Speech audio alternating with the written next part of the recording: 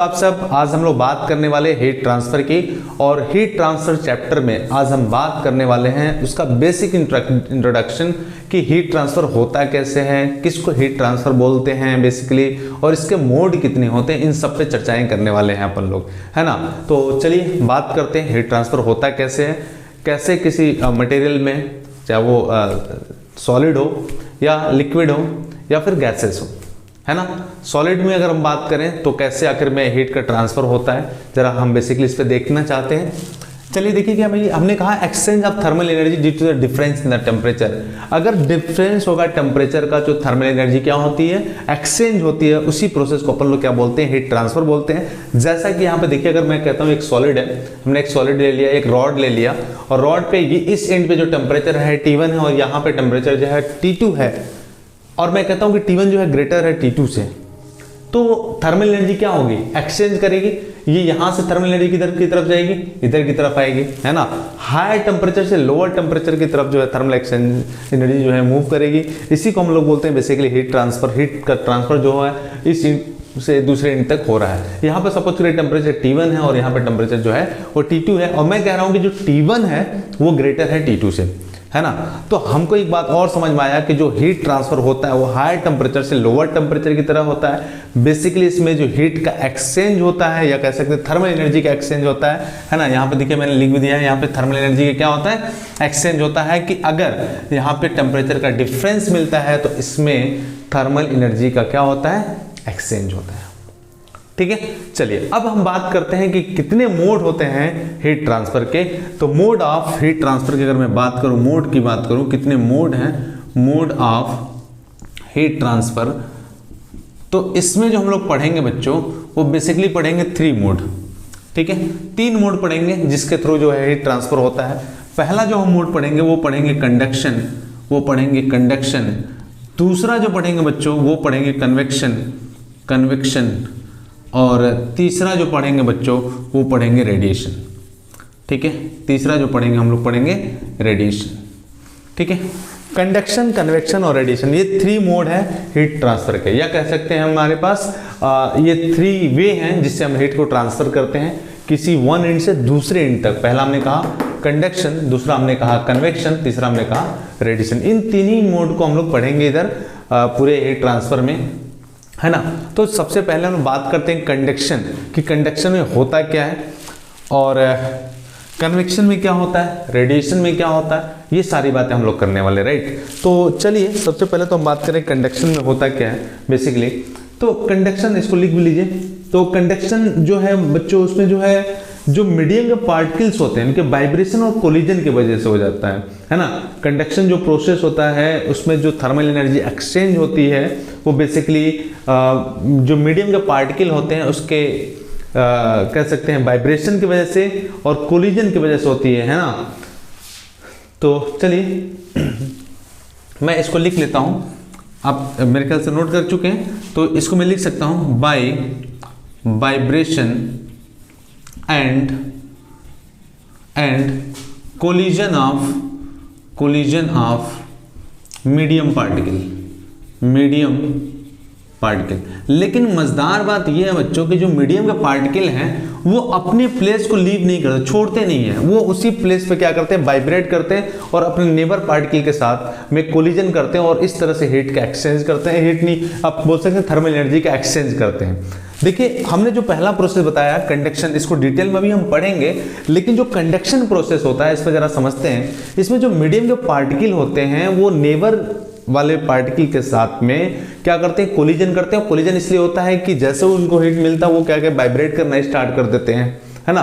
तो उनके वाइब्रेशन से और कोलिजन की वजह से जो थर्मल एनर्जी होती है वो एक्सचेंज होती है, और ये कैसे होती है, हायर टेम्परेचर से लोअर टेम्परेचर की तरफ जाती है। जबकि अगर मैं कन्वेक्शन की बात करूं, है ना, इसमें मैंने फिर से कहा कि इसमें जो मीडियम पार्टिकल होते हैं वो वाइब्रेट करते हैं, और उसके वाइब्रेशन की वजह से, या कह सकते हैं उनके कोलिजन की वजह से होता है, और अपने नेबर पार्टिकल के साथ में उनका कोलिजन होता है, वो वाइब्रेशन करता है, लेकिन वो अपने प्लेस को छोड़ते नहीं है। लेकिन जब हम बात करते हैं कन्वेक्शन की, तो कन्वेक्शन में क्या होता है कि उनके मूवमेंट की वजह होता है, वो मूव करता है ना। तो इसको नोट करिए, दूसरा पॉइंट लिखिए कन्वेक्शन। कन्वेक्शन में क्या होता है बच्चों, basically by the motion of the medium particle, is by the motion of medium particles होता है ये। यहां पे मैं लिख सकता हूं by the motion of by the motion of medium particle, medium particle के मोशन के वजह से होता है यहाँ पे हीट एक्सचेंज। जैसे आप देखे होंगे, आप अभी विंटर सीजन में जब आप पानी को गर्म करते हैं तो क्या होता है, हीट आप इधर देते हैं, ठीक है, और यहाँ पे क्या होता है, ये इधर जाता है और ये इधर आता है। ये कन्वेक्शन प्रोसेस पूरा हम पढ़ेंगे कि होता क्या है कि यहाँ का जो पार्टिकल होता है, मीडियम का पार्टिकल ऊपर क्यों जाता है। जैसे हम लोग हीट देते हैं तो ये इसका जो वेट होता है वो कम हो जाता है, लाइट हो जाता है, तो ऊपर वाला जो पार्टिकल होते हैं वो नीचे की तरफ आ जाते हैं क्योंकि वेट उनके पास होता है। तो ये सारी बातें हम लोग करेंगे कि कन्वेक्शन प्रोसेस में क्या होता है। लेकिन बेसिकली अभी हम ये बात करने वाले हैं कि जो कंडक्शन प्रोसेस होता है, कंडक्शन प्रोसेस में जो मीडियम के पार्टिकल होते हैं अपने नेबर पार्टिकल के साथ वो क्या करते हैं, कोलिजन करते हैं। कोलिजन इसलिए करते हैं कि उनका वाइब्रेशन होता है और वो अपने पोजीशन को छोड़ते नहीं है, केवल वो वाइब्रेशन के थ्रू और कोलिजन के थ्रू जो है अपने थर्मल एनर्जी को एक्सचेंज करते हैं अपने नेबर पार्टिकल के साथ। और लेकिन जब हम बात करते हैं कन्वेक्शन की, तो कन्वेक्शन प्रोसेस में जो होता है, जो मीडियम के पार्टिकल होते हैं वो मूव करते हैं, उनका मोशन होता है कुछ इस तरीके से। अगर मैं यहाँ पे हीट देता हूँ, सपोज करिए यहाँ पे मैं हीट देता हूँ, तो ये जो पार्टिकल है यहाँ पे जाता है और यहाँ के जो पार्टिकल होते हैं ये नीचे की तरफ आ जाते हैं। तो ये जो प्रोसेस होता है इसको हम बोलते हैं कन्वेक्शन। और तीसरा जो रेडिएशन प्रोसेस है, रेडिएशन प्रोसेस के लिए एक बात अपने को पता होना चाहिए कि जो रेडिएशन प्रोसेस होता है वो इलेक्ट्रोमैग्नेटिक कह सकते हैं, आपको इसको क्या बोलते हैं, इलेक्ट्रोमैग्नेटिक वेव्स की वजह से होता है ना।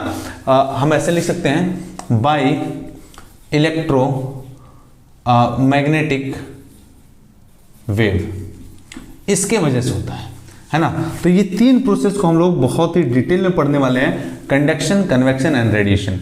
कंडक्शन हमने कहा by the vibration and collision of the medium particle, convection को हमने कहा by the motion of the medium particle, and radiation में हमने कहा इलेक्ट्रोमैग्नेटिक वेव।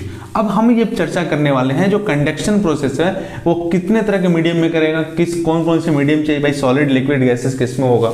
अगर मैं कन्वेक्शन की बात करूं तो मैं कन्वेक्शन भी देखूंगा कि किस में होगा, इसके लिए किस तरह का मीडियम चाहिए। और रेडिएशन प्रोसेस में जैसा मैंने लिखा हूं इलेक्ट्रोमैग्नेटिक वेव, को किसी भी तरह का मीडियम की रिक्वायरमेंट नहीं होती है। तो चलिए बात करते हैं, इसको जल्दी से नोट करिए और हम लोग आगे बढ़ते हैं, है ना, और देखते हैं कि थर्मल कंडक्शन में कौन कौन सा मीडियम की जरूरत होती है।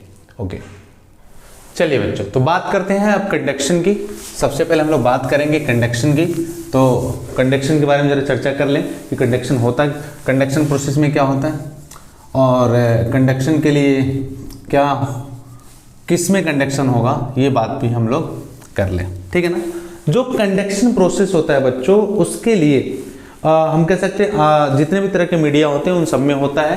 अगर हम लोग बात करें किस किस मीडियम में हो सकता है ये, तो बेसिकली ये हो सकता है किसमें, पहला मैं पॉइंट लिख लेता हूँ, पहला सॉलिड में हो सकता है, दूसरा लिक्विड में हो सकता है, और तीसरा जो गैसेस होते हैं उसमें भी हो सकता है, ठीक है। लेकिन मेनली जो है ये जो मोड ऑफ हीट ट्रांसफर है, लिख सकते हैं it take place mainly in solid and mercury, ठीक है, मरकरी में होता है, ठीक है। तो बेसिकली जो हीट ट्रांसफर होता है, कंडक्शन जो प्रोसेस हमने बताया, जो कंडक्शन प्रोसेस है वो उस सॉलिड में हो सकता है, गैसेस में हो सकता है और लिक्विड में हो सकता है। लेकिन मेनली हम लोग ये मानते हैं कि ये जो प्रोसेस है किस में होता है, सॉलिड एंड लिक्विड में, सॉलिड एंड मरकरी में होता है, बेसिकली हम लोग ये मानते हैं, है ना। चलिए भैया, तो हमने देखिए बात हमने करा कंडक्शन की, तो कंडक्शन की जरा हम बात करते हैं बच्चों। जो कंडक्शन होता है बेसिकली वो आप कह सकते हैं कि गैसेस में हो सकता है, सॉलिड में हो सकता है और लिक्विड में भी हो सकता है ना। और हमने कहा एक बात और कि it takes mainly in the solid and mercury. Basically ये इसके लिए तीनों मीडियम में हो तो सकता है, लेकिन मेनली हम लोग किस में लेते हैं इसको, हम लेते हैं सॉलिड में एंड मरकरी में लेते हैं। दूसरा बात जो है कि जो हमने कहा कि जो इसके मॉलिक्यूल्स होते हैं वो वाइब्रेशन और कोलिजन की वजह से एक्सचेंज करते हैं हीट का या थर्मल एनर्जी का, है ना। तो जो मॉलिक्यूल्स होते हैं वो अपने प्लेस को छोड़ते नहीं है, ओरिजिनल पोजीशन को नहीं छोड़ते। तो दूसरा पॉइंट मैंने लिखा, the molecules do not leave their the original position. और तीसरा जो होता है, जो path of the heat transfer होता है, तीसरा बात मैं कहना चाहता हूं, the path of heat transfer वो क्या होता है, जिगजैग होता है, जिगजैग फॉर्मेट में होता है, ठीक है। जो हीट ट्रांसफर करता है उसका जो पाथ होता है वो जिगजैग होता है। और चौथी बात मैं जो बताना चाह रहा हूं बच्चों कि यह जो हीट ट्रांसफर होता है हमेशा क्या होता है, वो हाई टेम्परेचर से लेकर के हाई टेम्परेचर से किधर की तरफ होता है भाई, लो टेम्परेचर की तरफ। ठीक है, हाई टेम्परेचर से किधर की तरफ होता है, लो टेम्परेचर की तरफ होता है। जैसे मैंने स्टार्टिंग में बताया भी था कि अगर ये मेटल है, ठीक है, ये T1 से T2 है, अगर मैं कहता हूं कि T1 ग्रेटर है T2 से, तो हीट का जो ट्रांसफर होगा वो किधर से होगा, हाई टेम्परेचर से लोअर टेम्परेचर की तरफ होता है ना। और जैसे कि बच्चों हम लोग जानते हैं जो हमारे मेटल्स होते हैं वो गुड कंडक्टर होते हैं, किसके लिए, हीट एंड इलेक्ट्रिसिटी के लिए। तो ये पॉइंट भी आप लिख सकते हैं। पांचवा point, the metals are good conductor of